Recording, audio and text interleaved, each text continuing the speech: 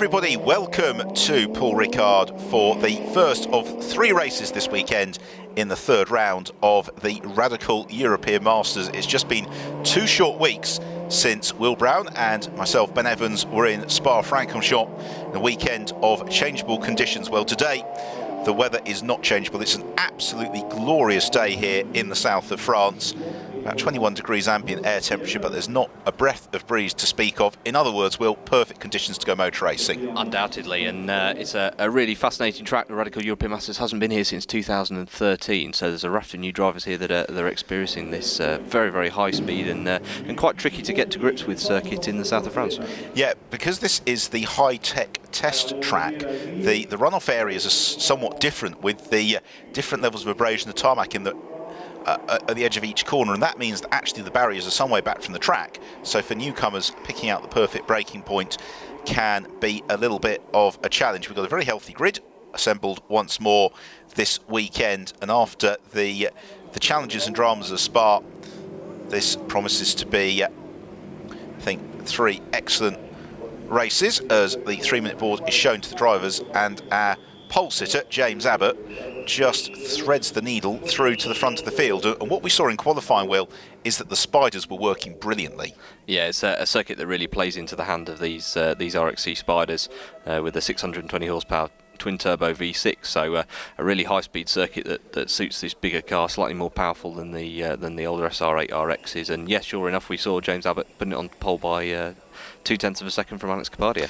Yeah, Alex Capardia and Malhals, though, right up there in the championship fight. They enjoyed a good weekend at the high-speed Belgian circuit 2 weeks ago, and they're going to look to continue that pace here in Paul Ricard. Lining up 3rd on the grid then is Johan Scheer alongside Alain Costa. This is almost a home race for the Monegasque Alain Costa, but they were a little bit out of sorts in Spa.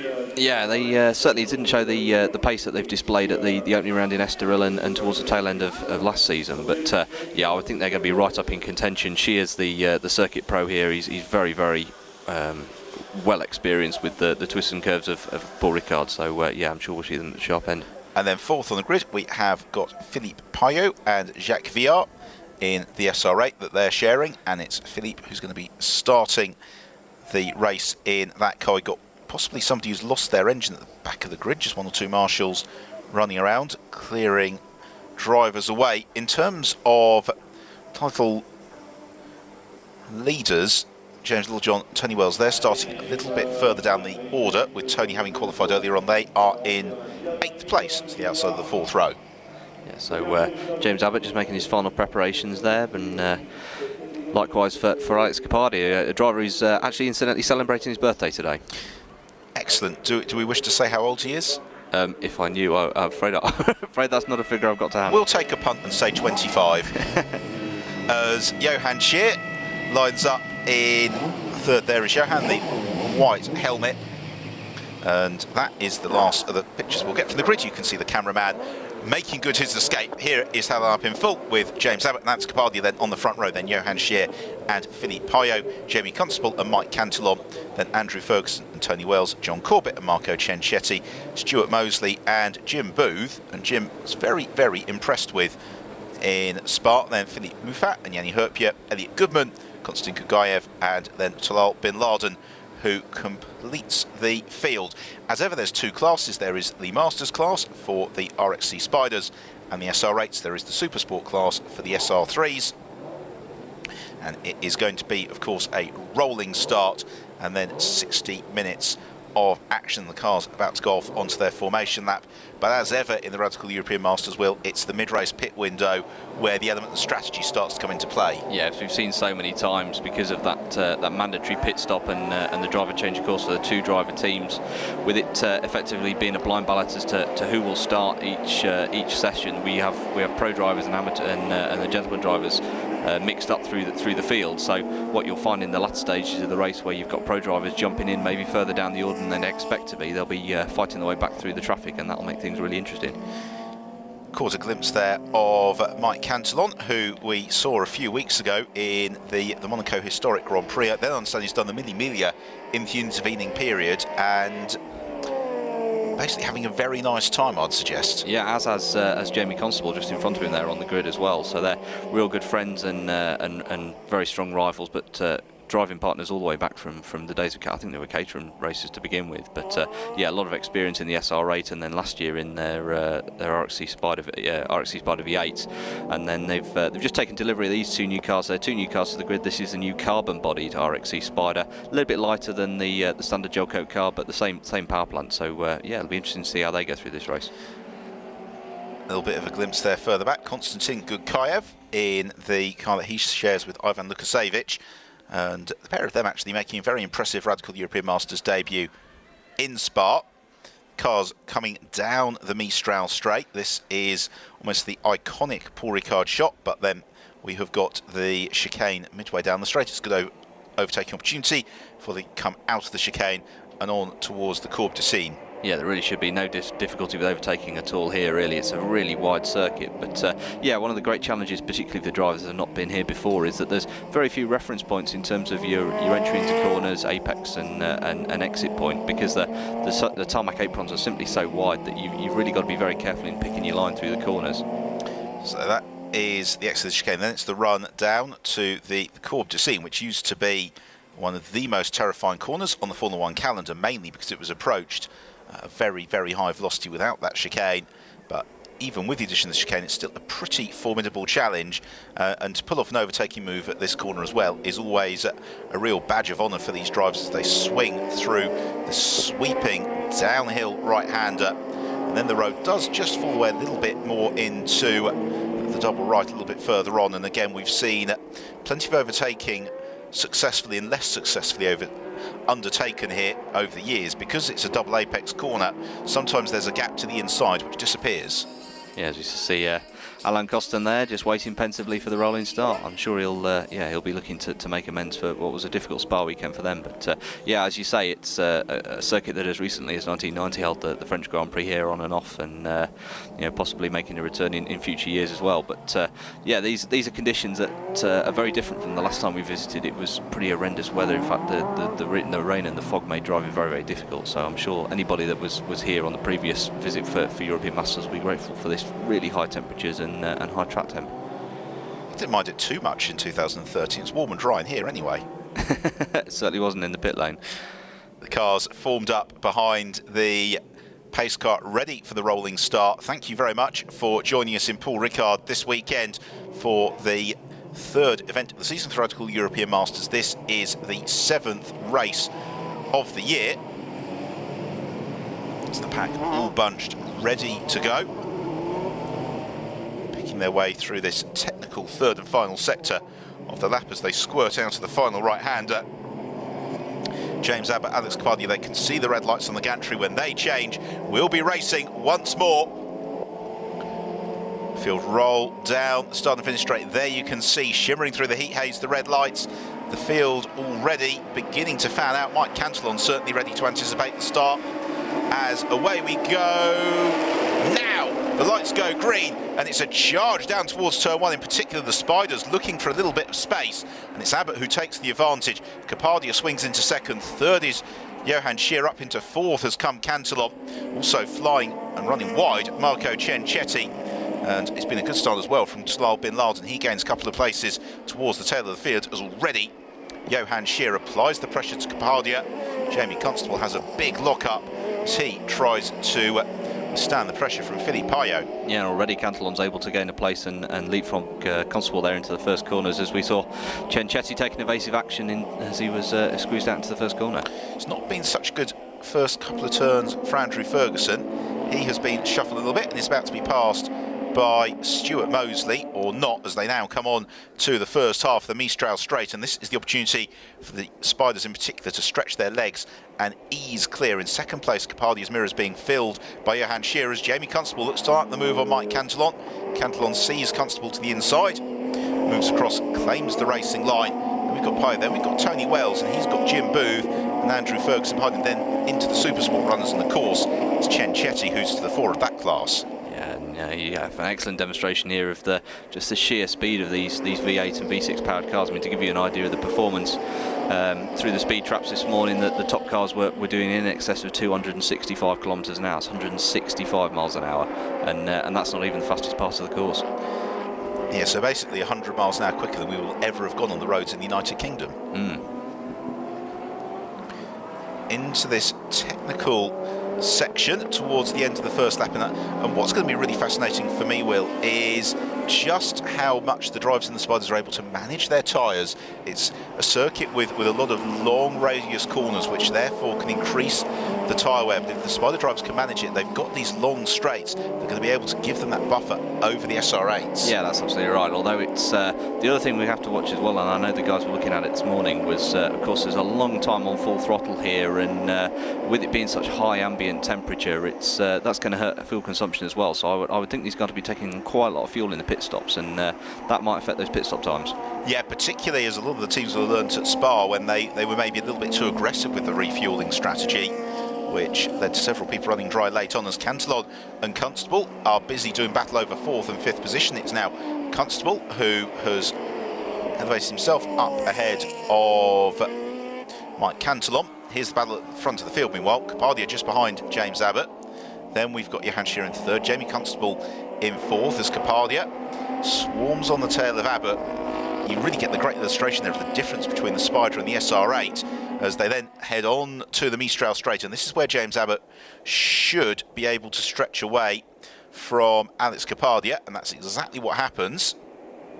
I think Capadia will try and close down that gap as they swing through the chicane. Again, if Abbott gets the exit right, then he's not going to have any concerns.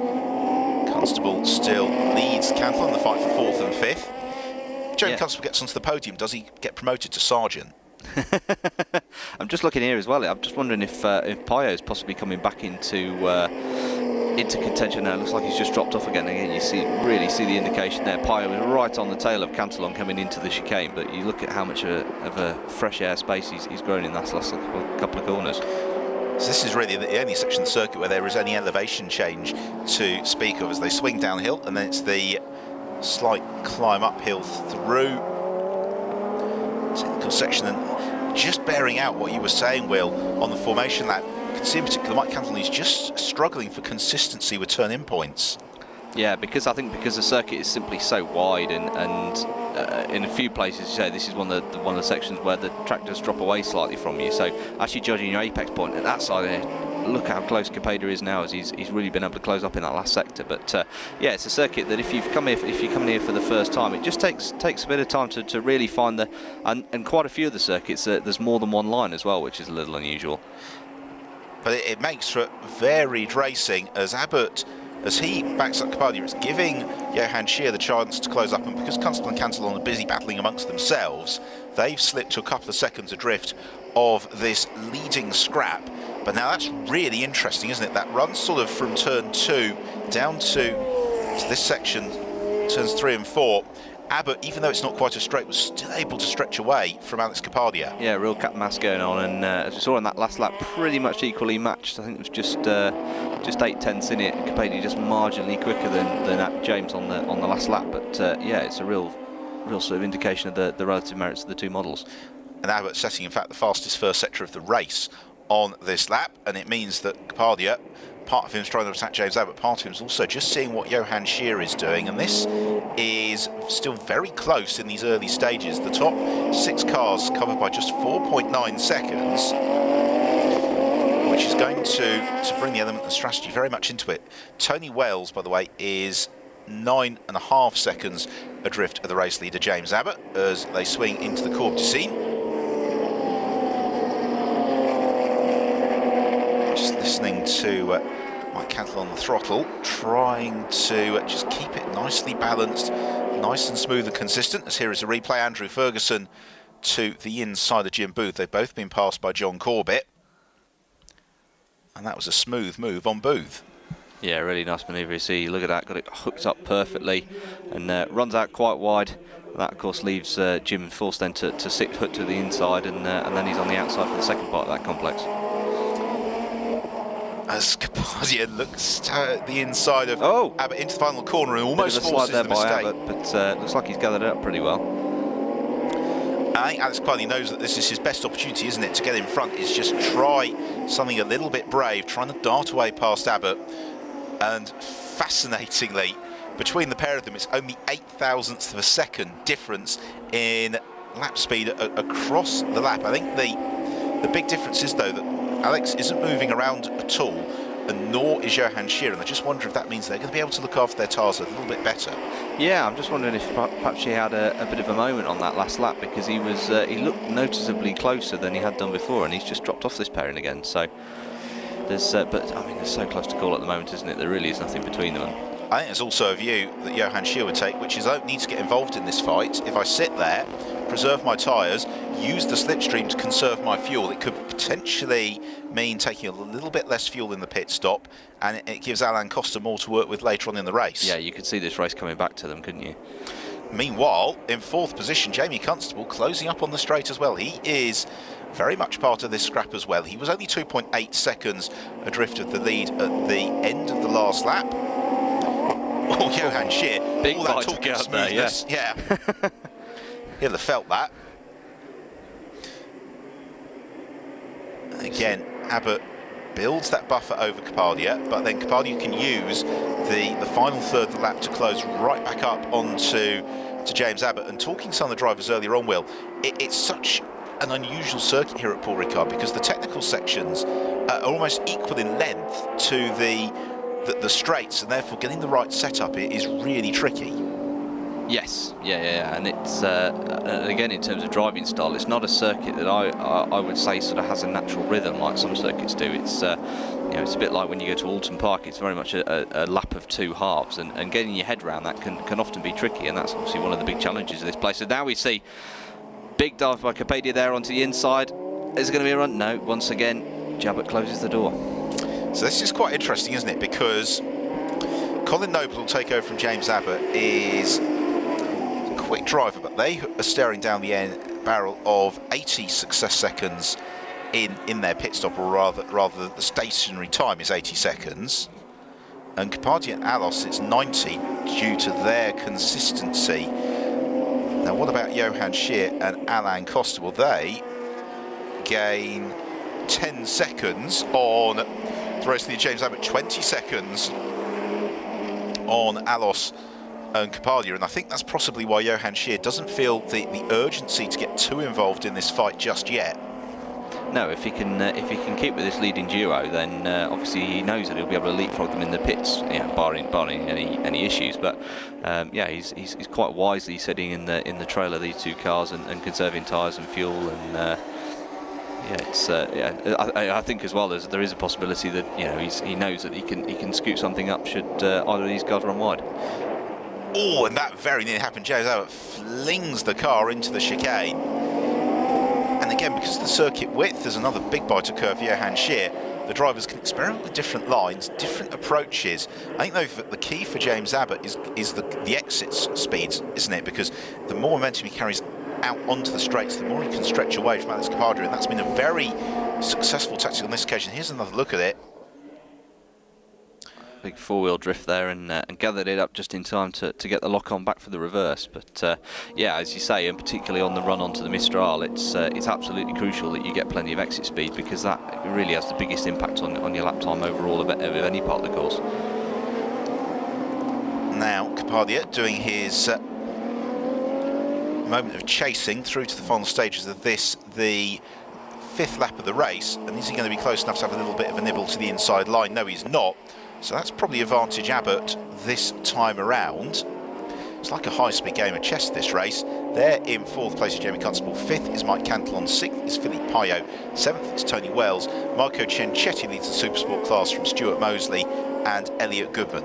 Yeah, you do get the feeling that these guys are just keeping their tinder dry and waiting to see who sort of buckles first, really. Nobody's made a drastic move yet. It's all been sort of, I wouldn't say half moves, but manoeuvres, but certainly nothing that's a bit do or die. I think they're just biding their time and waiting to see how, as you say, how the tyres degrade and just how the race pans out, and possibly try. I wouldn't be surprised maybe if Capadia looks before, a couple of laps before the pit stops, before he maybe has another bite. Yeah, Alex has a big slide there. Capadia. Now, is that going to hurt him coming on to the straight? I don't think it will. Meanwhile, Andrew Ferguson demonstrating the properties of the blue asphalt, which is the medium abrasion asphalt. It slows you down a little bit like maybe running through a gravel trap, so it does punish you if you run wide here at Paul Ricard. And then the red asphalt, well, that's like you stay in the race, but essentially that's so high abrasion it will ruin your tyres and will force you probably into the pits if you get that far off the road. Yeah, the paint's mixed in with a compound of tungsten, a metallic element to it. So the red is very, very high abrasion. If you end up on that, it's effectively flat stuff, spotted your tyres, and that set will be spent. So you know, you're going to be taking a trip to the pits, whatever happens if you get out onto that. But as you can see, it's quite a long way back off the racing line. Now, what's really interesting on this lap is that it's Johan Scheer and Alex Capadia who've been sliding around, and James Abbott looking very smooth and consistent, and that is absolutely fascinating. And it really felt in the Spa weekend where James and Colin were very, very successful, that the teams had just started to really crack the setup of the Spider and understand how to get the car working to its strengths, and that seems to have continued, certainly in these early stages here in Paul Ricard. Yeah, and I think a lot of it's been down to understanding tyre strategy and getting the best heat spreads across the tyres, and that's down to setup as much as anything else. Something I would just quickly noticed in the slow motion there of Scheer a second ago, it seems that his radio cable's actually trading outside of the car, so he'll be without any radio communication for this first half of the race, which could make things a little bit more challenging for the Radical France team.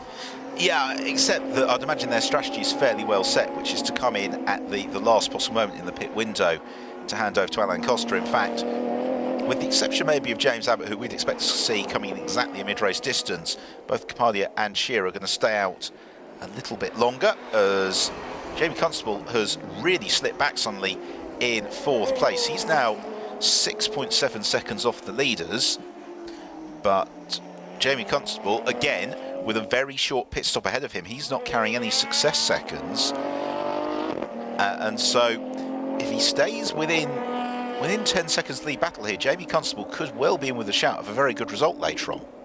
Yeah, and that would be great to see on his return. And he's always been sort of thereabouts at the sharp end, and maybe this could be his chance to shine. That would be fantastic if it was. Of course, as you say, a lot of recent experience in historic Formula One, Masters, and other historic disciplines.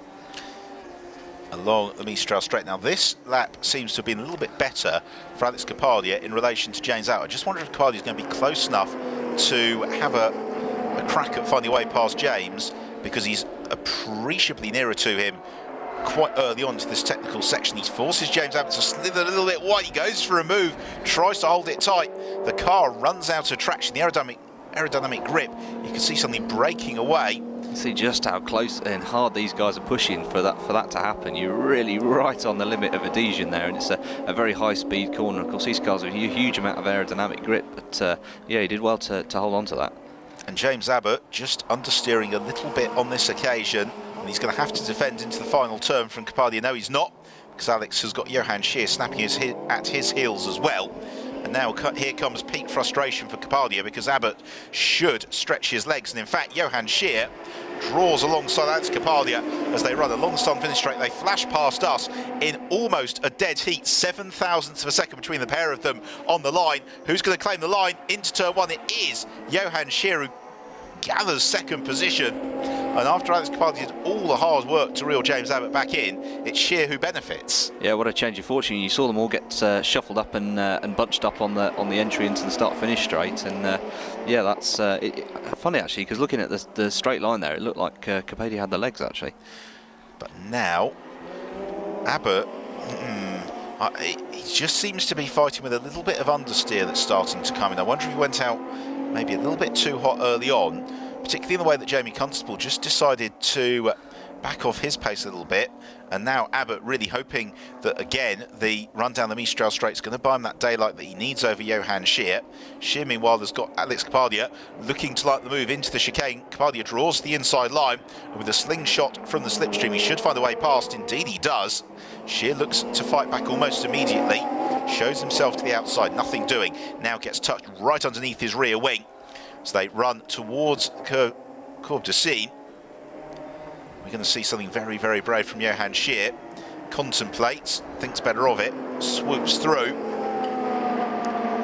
now Capaldia and Shear have almost got to work in tandem to come back onto turns with James Abbott. Yeah, there's nothing through the first sector, so we'll just see a replay of that manoeuvre again. Darts it out, big wide dart out, and yeah, covered his line really well to hold it into the chicane. But yeah, first sector 36.2 by Abbott, 35.9 by Shear, and 36.3 by Capaldia. So there really is nothing between them, and now Capaldia is able to fight past there. Yeah, as Capaldia finds his way into the lead of the race. Didn't quite see the stars to move. We've caught the end of it, and already Capaldia's got himself those 2 or 3 tenths of a second that he needs to preserve that lead down towards turn 1. Johan Shear can't quite follow through, and this is exactly what Capaldia needs now, because he has got the most success seconds that he's got to manage through the course of this race. He's now released to try and build himself and Manhal's a little bit of a buffer, because he won't need to pit in for another 20 minutes if he doesn't want to. So he will be able to stretch his legs here and ease away. Here's another look at it. Just a gap opened up, very nicely done. He squeezed through and was squeezed. Yeah, that was. It didn't look like James ran particularly wide there, but there was just enough of enough curb space and car space there for Capaldia to find a car width. Yeah, I don't think James Abbott wanted to give that to Alex Capaldia, did he? And Johan Shear now knows that he and Alain Costa's hopes of winning this race are potentially disappearing up the road. So he is going to try and, because he knows he's matched in terms of pace by Alex Capaldia. Abbott closes up onto Capaldia by the chicane. Now, where this is going to get really interesting is if James Abbott's able to find a way past Capaldia on the route towards the Courbe du Cygne. Fast lap of the race, by the way, was set by Jamie Constable on lap 3 at 2 minutes 6.772, and that last, whereas they've been running the last couple of laps in the 2 minute 10-second bracket, so the pace of the race has dropped away a little bit. And now Capaldia a good second and a half clear of James Abbott. The challenge for Abbott is going to be keeping Johan Shear at bay. Shear knows that this move worked at Apico for Alex Capaldia, and indeed he darts through. Abbott runs a little bit wide on the way into the corner. Looks to get back on to the racing line to punch out in pursuit. Just wondering if maybe he's yeah, just pushed those tyres a little bit more than he wanted to, and of course the tyre pressures will increase, and that'll compromise his grip maybe. But all that time with scrapping with Capaldia really wouldn't have helped him in that front. And it's always the difficulty, isn't it, when you're leading the race, because every instinct in your body is to fight to lead the race, even if actually what you need for the end result is possibly to allow those cars around you through and to go. And Capaldia, his lead over Abbott in the space of a lap out to 3.5 seconds.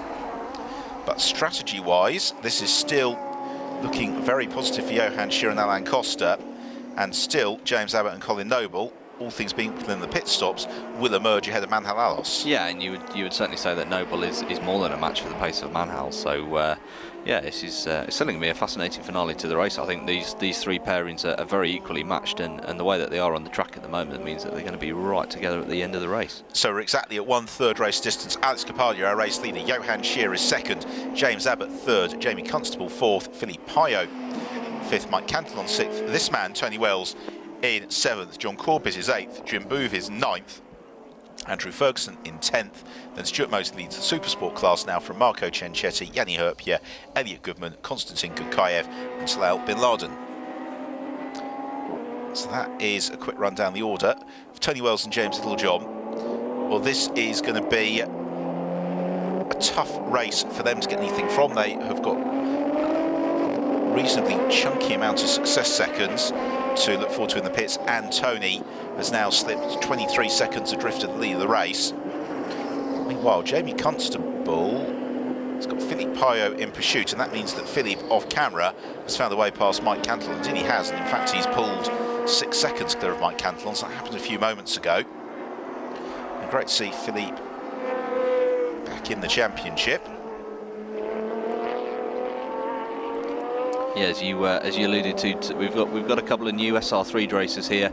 Elliot Goodman, who'll be more familiar to domestic UK Radical audiences in his previous exploits in the SR1 Cup and the Radical Challenge Championship as well. So we'll just hear a lock up by somebody there in the background. But sounds like somebody had a spin.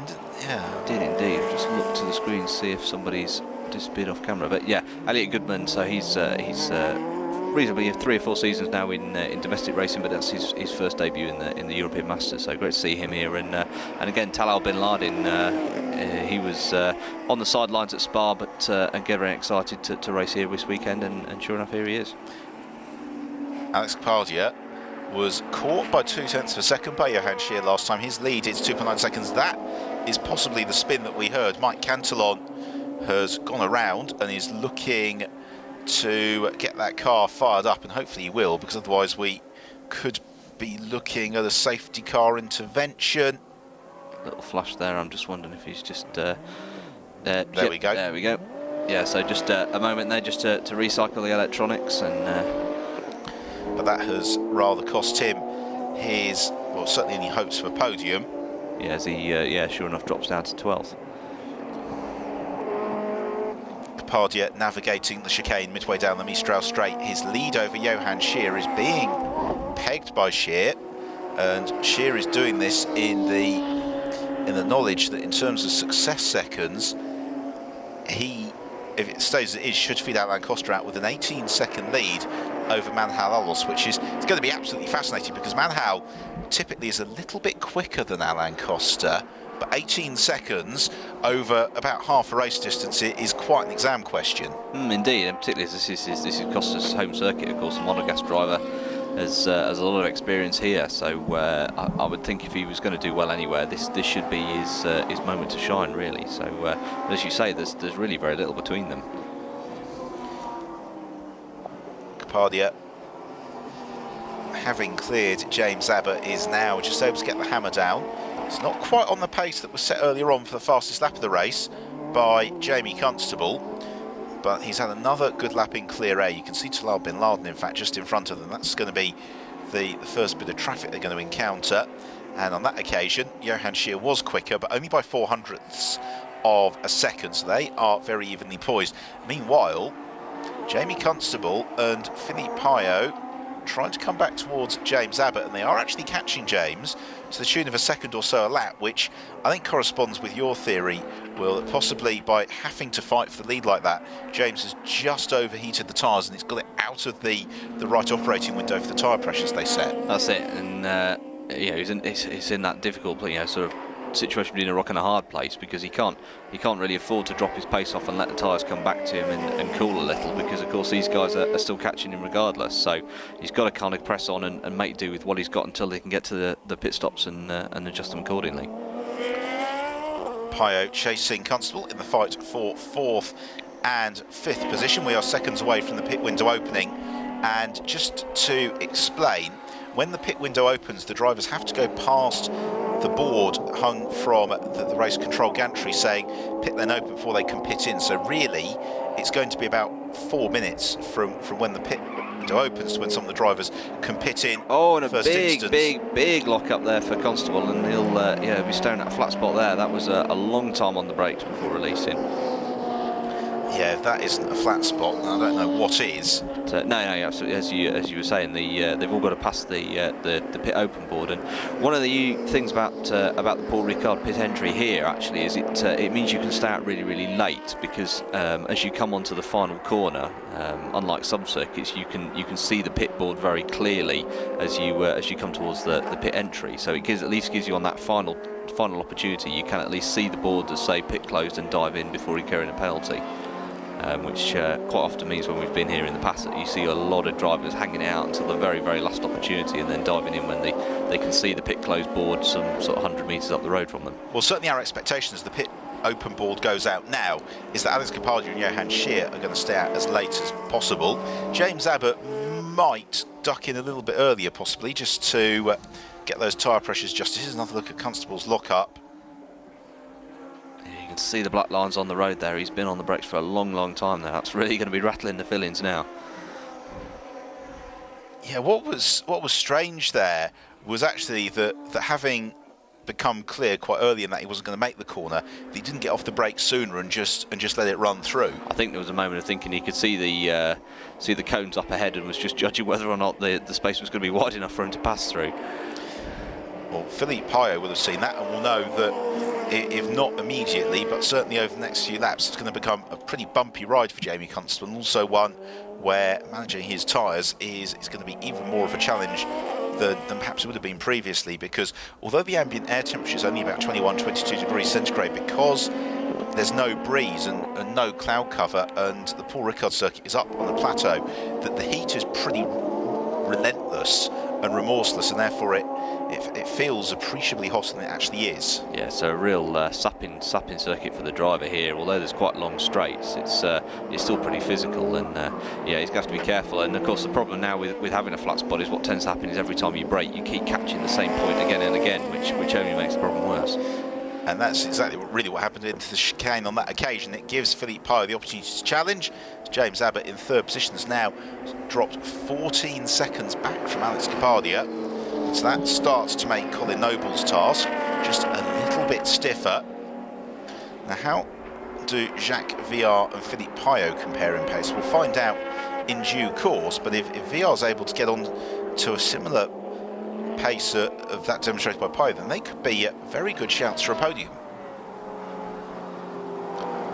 Just see again, Constable just have a little bit of a run wide there. It's enabled Payot to close up. No, it's just another couple of tenths.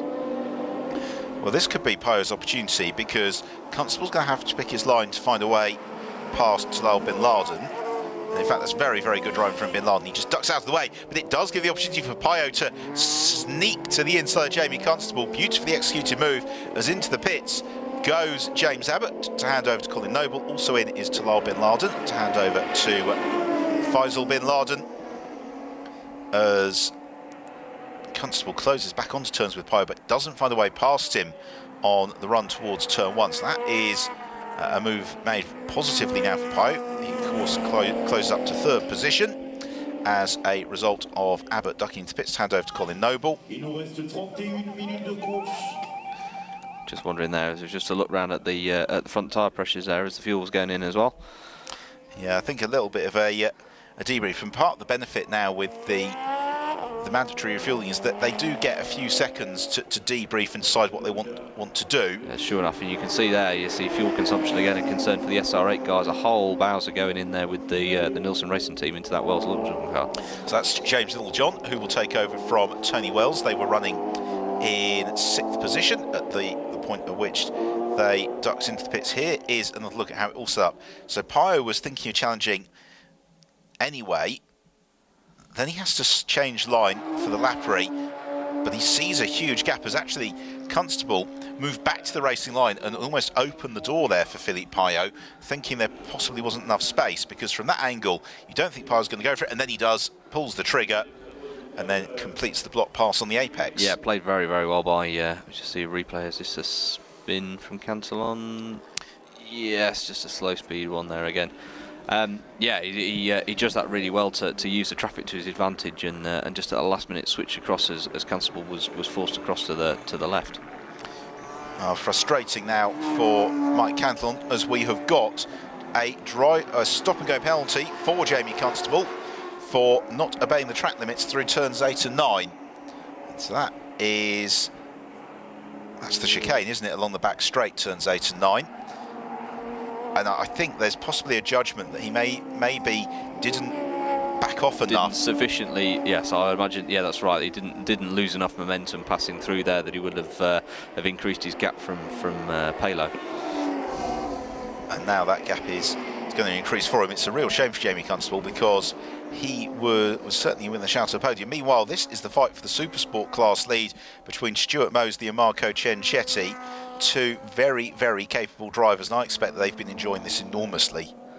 Yeah, absolutely. Look how close there in Cenchetti, one of the real stars of the last round at Spa, and again, look at that, forcing Mosley out there. Yeah, absolutely. Yeah, two very, very experienced Radical racers. Of course, Stuart, long history in Radical racing from the early days of the SR4s, SR3s, SR8, and of course going to Le Mans with Radical as well in the SR9. Cenchetti, a real star of SR3 racing, you know, first person onto the scene some 6-7 years ago, and again has been right at the sharp end of the Supersport class ever since. So now this is interesting because Colin Noble's come out of his pit stop right in front of Alex Capardia, so this is an opportunity for Noble, or would have been, to try and just sneak a couple of seconds on Capardia, but it's not happened. Capardia able to pass him, and we'd expect Alex to stay out.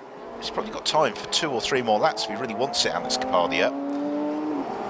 Johan Scheer started at that 1.4 seconds behind him, so again for the race win, provided the pit stop goes reasonably smoothly, Johan Scheer and Alain Costa are looking very good. There were some miracle drives from Scheer in Estoril which brought them into contention for victory, but they never quite got the gap that they needed. But I think that it's quite possible that they will today.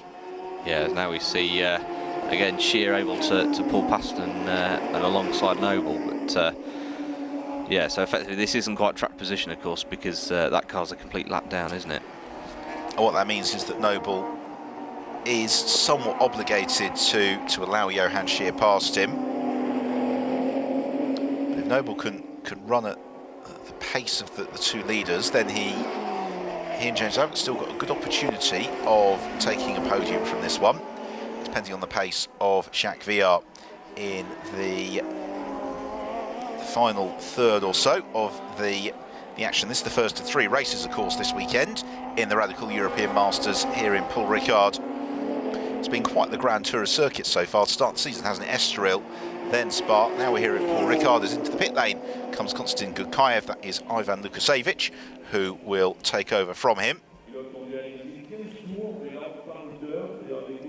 Fairly clean hop out there, and plenty of space there. Of course, these SR3s are a 2-seater cockpit. Used a lot by track day racers and used for sort of corporate and school use. So you've got a nice generous area. It's quite easy to reach in and do the belts up, which we've seen there then. And we certainly saw in Spa that Ivan wasn't terrible. He was very, very competitive, and so he and Konstantin Gudkaev have got a good opportunity of maybe getting themselves on to the Supersport podium. That's what they're going to be aiming for. Capardia trying to stretch his legs a little bit over Johan Scheer. But I think more importantly, with an eye towards the championship, this has got every possibility of being a very, very promising result for Capardia and Alos, and taking some points back off Little John and Wells. Yeah, that's right. And as we go away from Ricard, there'll be there's a bit of a break now over the summer before we restart the second half of the championship in Silverstone. So yeah, this could be quite a prudent move if they can just keep the tinder dry and stay on. Yeah, well, even if they, in many ways, almost you don't want to keep consistently winning, because then you're going to keep getting hit by pit penalties. As that, I think, was Peyo just diving into the pits at the last minute. That'd be Johan Scheer. Scheer, yeah, sorry, Scheer. So Johan Scheer in to hand over to Alain Costa. It's been a very nice stint this from Johan Scheer, because at no point does it particularly look like he's been unduly pushing the car. And again, no chances being taken on the fuel. That is I don't know, it's about 20 litres, I would think, there somewhere in the region. That they're 25 litre cans, so there's just slightly less than a full Bowser there.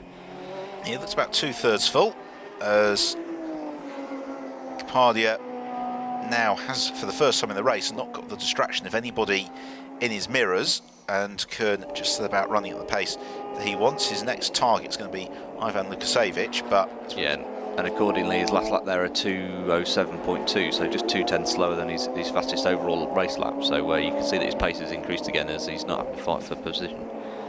Only a couple of cars haven't come in, not unsurprisingly Marco Cenchetti and Stuart Mosley amongst them, because they staying out. The pit window is now closed, so they will all come in on this occasion, and even if they've had radio issues, they will still, of course, be able to see that pit close board and know to come in if they haven't already done so. That means that Manhal Alos is going to have about 22 or so minutes to see what he can do. With the progress of James Littlejohn, his first flying lap was a 2:09.050, as in comes Marco Cenchetti. Marcello Maracchiotto will take over from him. And they've had a remarkably consistent start to the season as well, Cincetti Maritiotto. Yeah, and they're one of those very, very charismatic team in Cincetti and Maritiotto, of course, who bounced back in superb style after the monstrous shunt that he had at Spa a couple of years ago. As now we see Capadia heading for the pits. Into the pit lane comes Alex Capadia, as out emerges Alain Costa. So essentially, Alain Costa will be hoping that the next time he passes the start-to-finish line, that Mal Hals is still going to be static in the pit lane. Now, for my money... Oh, and a bit of trouble getting the fuel on there. Yeah, that's just cost him a few extra seconds as he just struggled to get the Bowser on. And again, a full fuel load going into the Capadia car there. So for my money, Alain Costa and Johan Scheer lost about 20 seconds in the pits. They've lost even more on track now as Alain Costa spins it away and has certainly lost the engine. And I'll attribute this entirely to Curse the commentator, having projected a 20-second buffer from Alain Costa. They seemed to have a far slower pit stop than they ought to have done, and now that Costa's had that spin, any residual advantage that he would have had over Mal Hals has well and truly disappeared. Here's a look at it. The car just got a little bit unsettled, but that's a very odd one because it looked as if the car was unloading on him, but he just looped around. You just see here another angle of it as he entered. I'm just wondering if it took just a little bit. Yeah, you just see the car unsettled by the curbs there, and as he counter-corrected it, the pendulum effects just caused the car to step out, and that's that's probably cost him the best part of 20 seconds. And that will, I would suggest, feed Manhal Alos out in the lead of the race, which is great news for Alos and Capadia because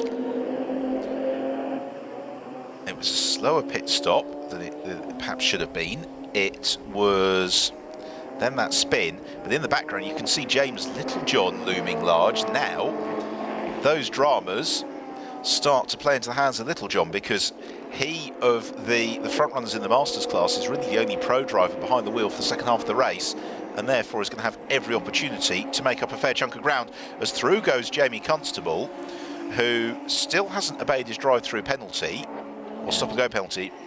Yeah, it is a drive-through penalty, and rather ought to. Yeah, we've just seen, so Alos is back onto the track, absolutely no sign at all of the Costa car there in the background. No, so Jamie Constable is... well, in fact, I think he's showing as lap down. We'll find out momentarily, as Constable just having a little bit of a wobble as well. Nonetheless, he needs to come in on this occasion for that drive-through penalty, or incur the wrath of Brian Poulter, the race director. In the background, then you have Manhals, and Alos, we believe, is the leader of the race. Constable might be the leader as it stands, but he's then going to have that drive-through penalty. And yeah, interestingly, the time screens at the moment are currently showing Colin Noble as second, so we'll just wait to see as they sort of reset themselves after all the pit stops have been run through. And it's going to be at the end of this lap, isn't it? We're going to find out who is where, because with Jamie Constable, the time screen is suggesting that he lost a lap somewhere, which I don't, unless he had a very long spin and recover that we haven't seen, because his last lap is showing as having been 5 minutes 15, which is the time it would take to do 2 laps. So I just wonder if the transponder didn't pick him up. We've also got a stop-and-go penalty for Jacques Villard, who's got a 15-second stop-and-go penalty for speeding in the pit lane, and to incur a 15-second stop suggests that was really quite ambitious speeding in the pit lane. Yeah, he's been caught by the man with the gun at the end of the pit lane, as you say. So yeah, not an ideal return for him to European Masters. Here is Alain Costa, and Costa has somehow along the way would seem to have lost about 50 seconds to Manhal Alos, which is a huge amount of time. Certainly some of that came from a slower than anticipated pit stop. How that unfolded we didn't see. And he's had another little bit of a lock-up into the chicane. Yeah, forced to skirt across there. So yeah, I'm sure that's probably had something of an impact, although it didn't look like it maybe cost him too much time. Right, well, Jamie Constable has served his drive-through penalty and emerged just behind Colin Noble. So Alos leads. His lead over Noble is 17.4 seconds. Alan Costa, I think there's a timing glitch, Jamie Constable. I believe he is in third place. We'll find out. Alan Costa is next along, and he's got James Littlejohn snapping at his heels. Now, Littlejohn, tell you what, he might fancy this. 32.5 seconds to chase down over 18 minutes on Manhal Alos. That is within Littlejohn's gift. We've seen him do that sort of thing before. I think the only challenge for Littlejohn is that he's going to have a couple of very quick cars to overtake, not least Colin Noble in second place in the RXC. Yeah, and if he, it'd be fair to say that that his tyres are going to be past their best around here now, with particularly with the general pace that's been at the front end. So yeah, it's going to be a bit of a challenge for him. But yeah, certainly not beyond his means. And also, Tony Wells had a very understated and steady first section of the race. He wasn't fighting for the lead, but Littlejohn trying to propel himself past Alan Costa. He can't do it on the straight then. The reason you could see is it would appear as if the number 2 car is running just a little bit more rear wing than the 20 car of Alan Costa, which I'd suspected in the first stint, just because of the way that the car's moving about. Anyway, it's all academic, because Alan Costa, for that moment we saw a few moments ago, has earned a drive-through penalty for not obeying the track limit, because again he didn't sufficiently back off to take his punishment. Yeah, and sure enough, Littlejohn makes light work of the pass there anyway. Now, what sort of pace can Manhal Alos do on really his first meaningful flying lap? It's a 2 minutes 10.5. We just look to see how far further down the road Noble is. Last lap there at 2:09.8 for him.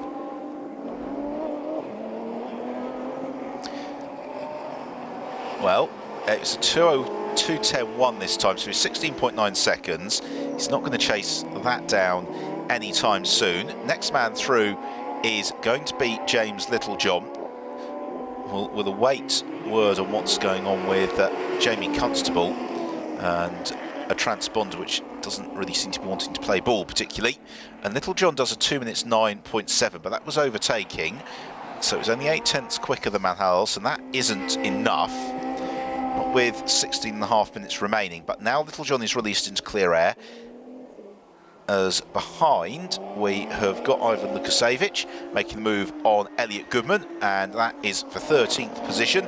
It is also for 3rd in the Supersport class as well. Yeah, and he seems to be clawing his way back up through the field. Actually, he's almost back on terms with Constable there, actually, through that complex. Yeah, I think we lost a lap somewhere with a transponder glitch for Jamie Constable. Yeah, I think you're right, as you can see him in the back of the picture there as we follow Noble through the chicane. So Colin Noble in second place. Well, this is another very good run for Colin Noble and James Abbott in the RXC Spider. I was talking to Phil Abbott earlier on, and I boldly predicted that there were going to be 3 Spider victories this weekend. Well, I mean, if you saw the pace at Spa, then it's you would have perfectly reasonably assumed that. And I think the car's still right on the pace there. It's just going to be ultimately down to managing the tyres, I think, in these high temperatures, and perhaps because of the nature of that race at the beginning of this one with Capadia in the mix and Shear as well. I think that Abbott was forced to push harder than he wanted to in those early stages. But Colin Noble, if he can get into a bit of a rhythm, but as we've been saying, because this is a track of so many distinct segments, it is very hard to just get with the flow, and also the length of the track as well. As Alos, that last lap of 2 minutes 11.7, to be absolutely safe, I think he needs to be going a little bit quicker than that, particularly as it's a 2 minutes 9.5 from Colin Noble, so he closes a couple of seconds up to the tail of Manhal Alos, and we'll wait the car of James Littlejohn, who does a 28.4, or rather that's the deficit, is a 2 minutes 8.4, so he is 3 seconds quicker than Manhal Alos. It's time for 8 more laps. Now Littlejohn needs another second a lap, doesn't he? Yeah, it's going to be tight, isn't it? He's not quite closed up. I mean, again, 13.7 from Noble, so he only closed about 0.8 there in the last lap from that second place car. So yeah, he could do with just finding, as you say, another 1.2 seconds in order to really make it a certainty. What it also means, though, is that Manhal has got the luxury of being able to run at a pace at which he's comfortable. We have a replay of Colin Noble taking his turn to flat spot the tyre, and any chase that may or may not have been on is potentially slightly less on now. Yeah, and again, him for just forced to dash across the blue rumble strips there. But just shows you just how hard these guys are pushing, and again how hard it is to judge those braking zones, because you're coming at them at such high speed, and there's very little in the way of reference points, trees, barrier sort of markings, paint or whatever to kind of to exactly definitively choose where you want to jump on those brakes. It almost would seem that the first thing that Alex Capaldi did when he teamed up with Manhal this year is get Manhal to get consistency tattooed onto the back of his hands, because it's been a complete step change in the way that Manhal's gone about his racing. He's been so consistent this year, and again, as we're getting towards the latter stage of the race, everybody's cars moving around, with the exception of Manhal's. He's just glued to the road and looking super smooth. Yeah, and I know Manhal will openly admit that he's been almost metronomic, really, hasn't it? His progress through the start of the season, he's really very different from the Alice of old that we've seen, you know, quite often in the thick of the action in European Masters. But yeah, I think he's really matured this year and been able to dictate the pace and really learnt to let the race come to him certainly in the second half of the race, if he's been the second driver.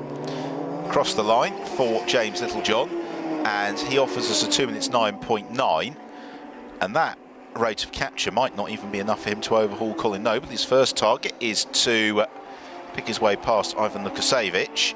Lukasevich fourth actually amongst Supersport runners, third is Yanni Herpia, second is Marcello Maracchiotto, and leading the Supersport class is Riccardo Dona. Here is Alain Costa serving his drive-through penalty, and a real race of what-ifs for Costa and Shear, because the pit stop, for whatever reason, was a good 20 seconds longer than it should have been, plus that spin, then the drive-through penalty, and what was potentially a race-winning position has really gone away from him. What it also means is that John Corbett, more likely than not, is going to be up into fourth position. Yeah, what a fantastic result that would be for the lone Australian. He normally shares with Jamie Winslow the Australian F3 ace in that RXC Spider, but going it alone this weekend, and what a weekend he's having on his first time here at Ricard. And a replay of a spin from Andrew Ferguson as he was trying to withstand the pressure from Mike Cantillon. Didn't quite work out. Yeah, really, I think that John Corbett, for comedic reasons alone, should be sharing with Rodney Valori once of this parish. As Littlejohn in third position, he's actually passed on the track as well, Jamie Constable, so we can say with some confidence that Littlejohn is in third. He is in pursuit of Colin Noble. There is John Corbett, whom we were just speaking, and Corbett really reaping the benefits of driving a race around the strengths of the Spider.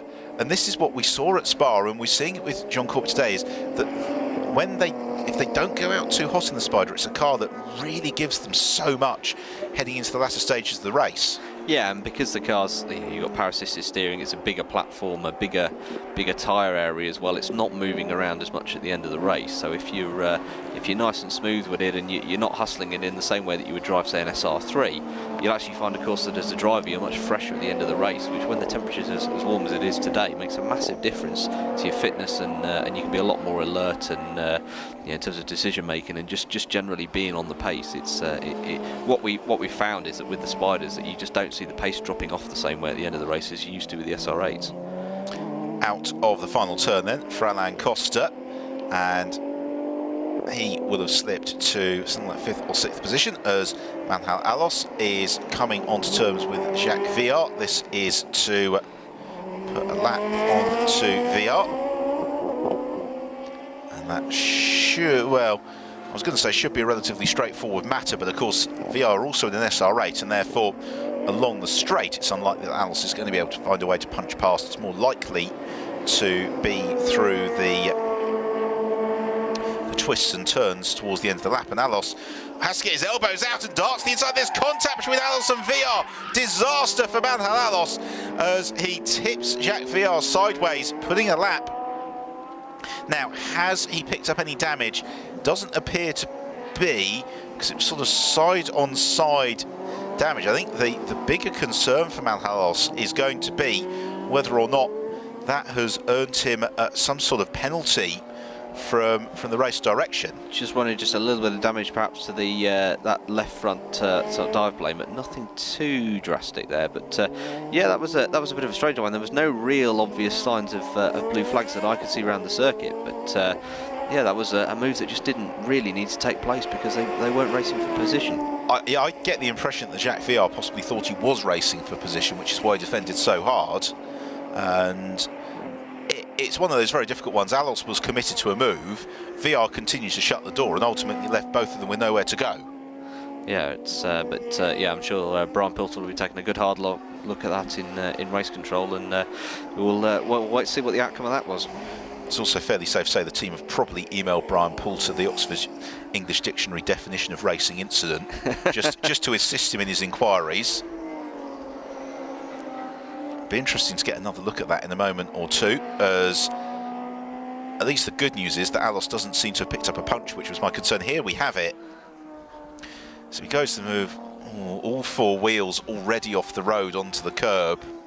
Yeah, it's a really tricky one, and you could see sort of fighting to keep turning the car right to obviously avoid turning the car around. There we go. Sure, that part of that dive plane makes a bid for freedom. I don't think that shouldn't affect the handling too much. The majority of it's still there, but yeah, it's certainly going to have rattled him.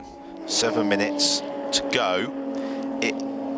It was one of those moves that sometimes you just feel that the pressure of those behind you, that you need to make it to keep running at the pace. But it was a big risk leap to the inside there. Yeah, and I think a little bit of rustiness on the part of Vilau there as well. Of course, coming back to this competition, you say not entirely sure whether that was a car that was. Oh, and there we go. There's a drive-through there for Manhal. So the instant justice dispensed by Brian Poulter as we have another look at the dive plane setting off for the Mediterranean. So he picks up a drive-through penalty for that contact with Jacques Viard, and I can understand the thinking there from race direction, in that Manhal came from a long way off and long way back, and he did have all four wheels over the white line at the point at which contact was made. Yes, yeah, and as you say, it's a move where he did seem to sort of keep his foot in, but yeah. Of course, we accept without the full judgment of the onboard, it's very difficult to make that call, isn't it? What we can say with certainty is that we are partially responsible from that moment when we were talking about how consistent and reformed Manhal has been this year. That we accept at least 50% of the responsibility for that one. Nonetheless, even with a drive-through penalty, a win is still on the cards. Here is little lock up there by Jim Booth, and he darts between the cones to rejoin, and hopefully backs off sufficiently not to pick up a penalty. Yeah, had the good sense there to just jump off the brakes. Now this is interesting. So the pit loop is 25 seconds. Manhal's lead over Colin Noble is 11.4 seconds, and not unsurprisingly, the team are going to leave Manhal out as late as possible before he comes in for that drive-through penalty. All the while, though, James Littlejohn is only 7.5 seconds back from Colin Noble, so the three leaders covered by 18 seconds. We know that is going to close down once more, and well, has Manhal? No, he's not got a problem. He's just hugging the road there. Just had a moment there, just coming into the chicane again. Just missed his braking point slightly and had to jump across the tarmac. But so that's probably cost him a second or so, I would say, going through the chicane. And it looked like he possibly just ran over the remains of his dive plane as well under braking. So he's got 3 laps, of course, to obey that drive-through penalty. He came through last time round and didn't. And there's 2 schools of thought on this. There's one school of thought which says you just get out of the way as quickly as possible. The other is that as he's in a good rhythm, why bring him in unnecessarily and just leave it? I'm just wondering, it looks like a puncture there, I think, for Costa. Oh, that'd be a real shame. The luck just hasn't gone their way in this race, has it?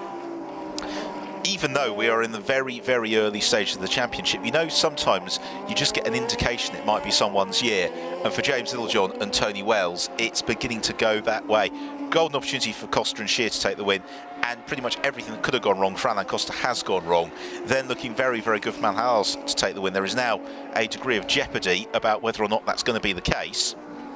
Yeah, I mean, the poor old Costa and Shear just haven't lifted that curse, have they? They've been struggling since the start of the season, and I think they were really hoping this home round was going to be theirs. But did they not buy Phil Abbott a beer once? I don't know what's happened in the previous life, but it's certainly not giving them any favours now. Let's have a. Well, here is Johan Shear. Oh. Well, a spin there. And that's because the tyre detached itself from the wheel and suddenly let go on him.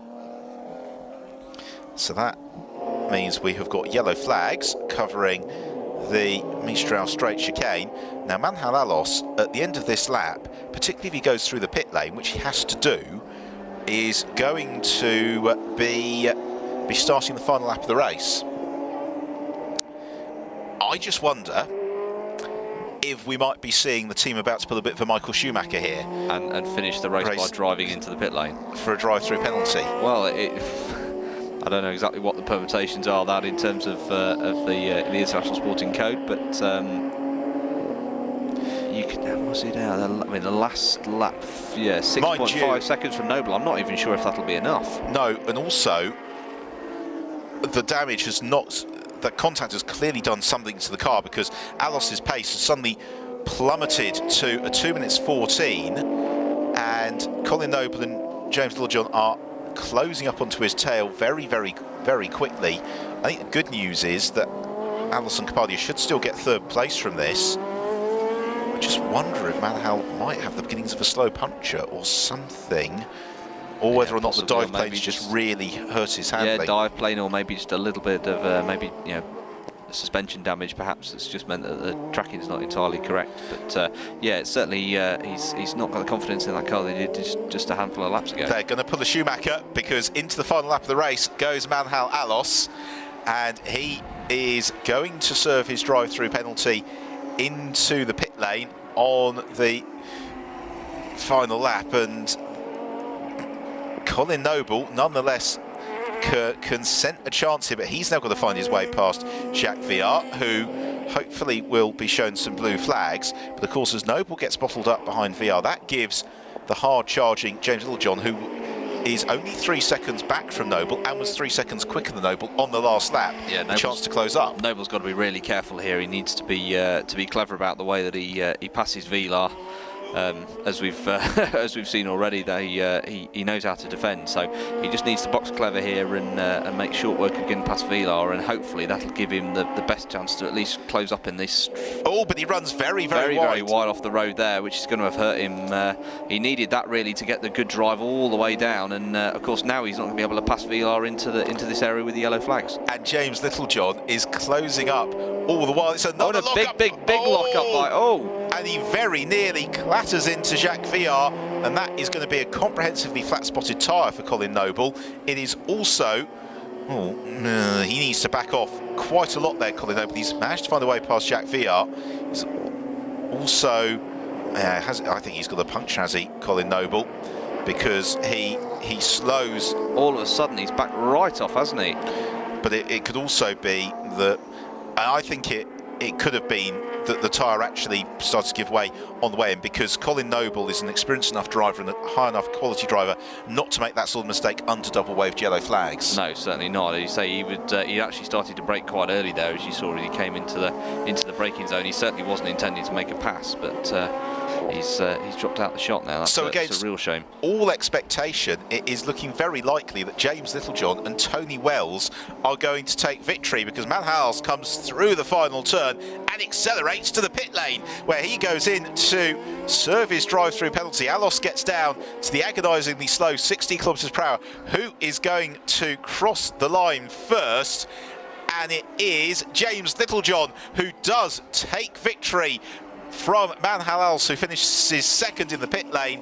And then third place is going to go to Jamie Constable. We believe the timing screen So doesn't credit in that lap back, but I think it's Constable who's going to, once it's all shaken through, have got third position, and then fourth is going to go the way of John Corbett. And well, what an incredible final couple of laps to this race. Yeah, what a topsy-turvy, and it'll be interesting to find out in the feedback afterwards as just exactly what's happened to Noble there. But it just goes to show that, you know, endurance racing, you've really got to think about the overall race pace and conserving the car. And I'm just wondering if all that attacking the curbs and using the tyres hard has maybe cost them. But what a fantastic drive from Wells and Littlejohn, a really considered drive there to make it to the end. So Tony Wells and James Littlejohn are our race winners, and that did not look likely as the early battles unfolded, but they've stayed out of trouble. Littlejohn did exactly what he needed to do. Second place to Manhal Alice and Alex Cardia. Third on our timing screen is Colin Noble, who did just hold off John Corbett, but we'll wait to see whether Jamie Constable gets a lap credited back to him. In terms of the Super Sport class, it is Riccardo Donor and Stuart Mosley who've won that from Marcello Maracchiotto and Marco Cenchetti, with Ivan Lukasevich and Konstantin Gudkayev finishing third in the Super Sport class. So great performance from the Russians. We've still got 2 more races to come this weekend from the Radical European Masters, and if they're anything like as entertaining as that one, then we should be in for a real treat. They are... Just see a replay here of this is earlier in the race, so this is James just battling the curves. As I said, right at the early stage of the race, really was no real indication of anything untoward, and likewise there you see with Alos, he really was under control. It's a super slow motion chance to enjoy these cars in the Provençal sunshine, as we'll take a check of the final classification. So Tony Wells and James Littlejohn win it. Second place to Malhouse and that's Cardia. Third place James Abbott and Colin Noble. Fourth John Corbett. Fifth Jim Booth. Sixth Andrew Ferguson. Seventh winning the Supersport class from Stuart Mosley and Riccardo Donor. Eighth Marcello Maracchiotto and Marco Cenchetti. Ninth Pio and VR. In 10th Jamie Constable, but he may or may not get a lap credited at some point. 11th and third Supersport car Konstantin Gudkayev and Ivan Lukasevich. Then Yanni Herpia, Elliot Goodman and the Bin Ladens. And we lost, unfortunately, Johan Scheer and Alan Costa and Mike Cantillon as well. We've got 2 more races to come from the Radical European Masters. They are tomorrow. We'll be on air at 10:50 Central European Time for race 2, and then 4:40 Central European Time for race 3.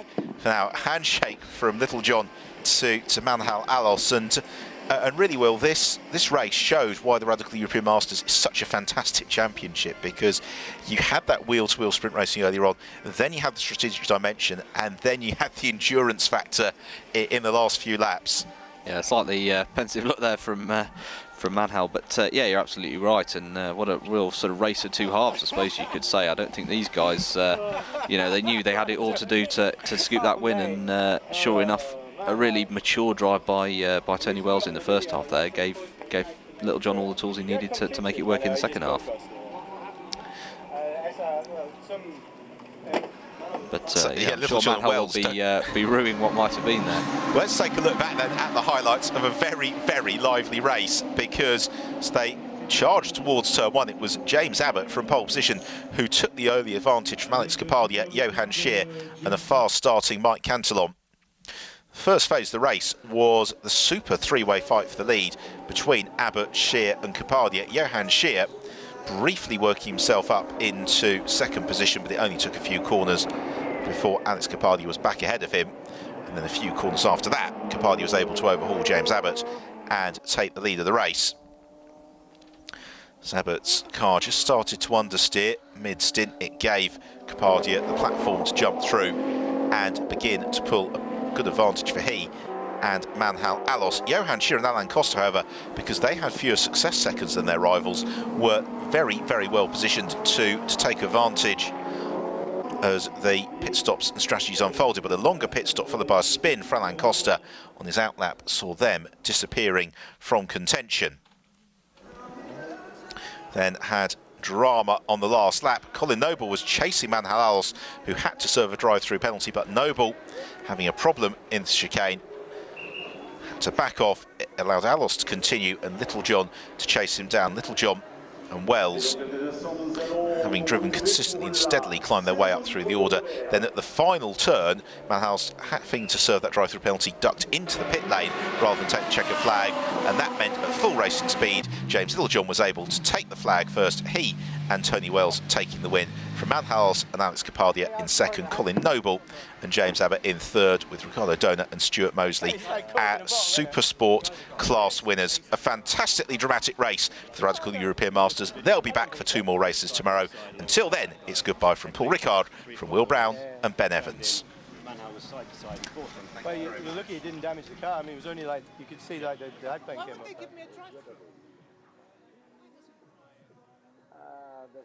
Mi sentite? Ah, ok, va bene, d'accordo.